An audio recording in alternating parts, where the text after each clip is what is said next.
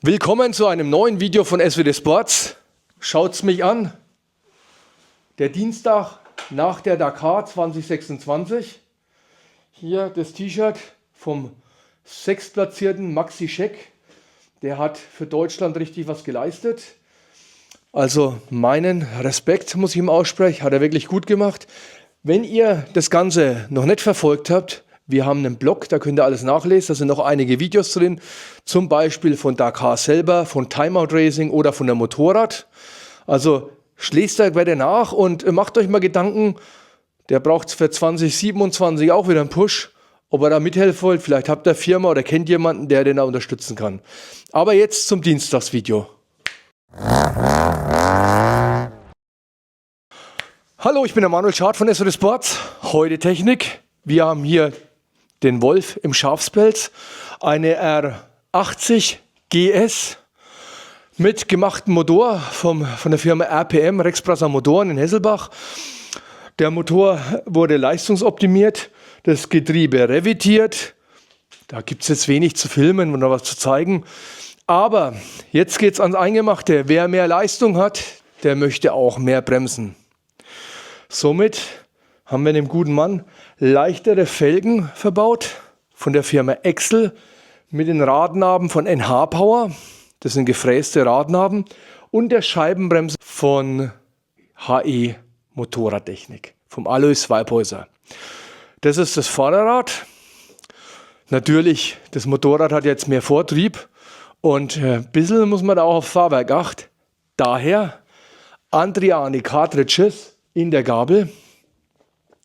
Schön revidiert und gemacht vom Christian Meyer von Suspension Connection, damit das Motorrad auch sauber auf der Straße liegt.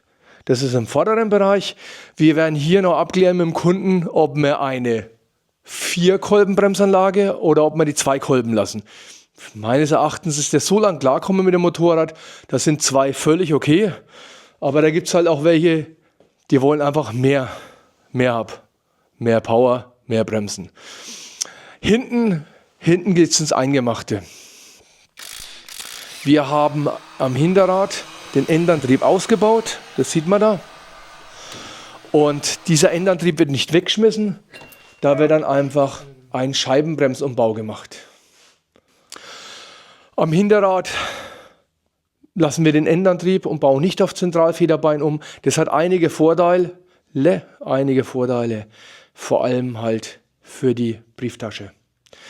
Da geht es vom Originalgetriebe über die originale Kardanwelle mit der Originalschwinge auf den Original-Endantrieb mit einem K75 K-Modell, BMW K75 Deckel, der statt dem Originaldeckel hier verbaut wird.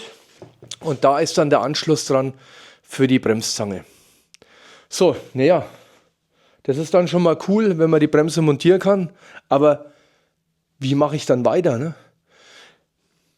Dann haben wir ein eigenes Hinterrad gebaut, also unsere SWT-Radnabe kombiniert mit 17 Zoll, weil 18 wird es wirklich richtig eng da drin. Und das kommt dann in der Kombination hier verbaut. Man könnte natürlich auch mit einer 1100er Radnabe arbeiten und mit einem Kreuzspeichenrad. Dann hätte man vorne auch das Kreuzspeichenrad belassen können. Aber da schaut es wirklich mit den Ersatzteilen so schwierig aus, dass du mit einer Radnabe, mit einer neuen von der 1100er und Felgenring, wenn du dann noch bekommst, New Old Stock oder was, von der 1000er, kommst du so teuer, dass unser Rad mit fast 1000 Euro die günstigere Variante ist. Vor allem hast du einen riesen Vorteil, du hast ein altes Rad noch und kannst das wenigstens verkaufen. Und den Invest kannst du ja abziehen von dem Ganzen. Ich hole das Rad mal her, wenn ich weiß, wo wir es haben. Steht noch draußen.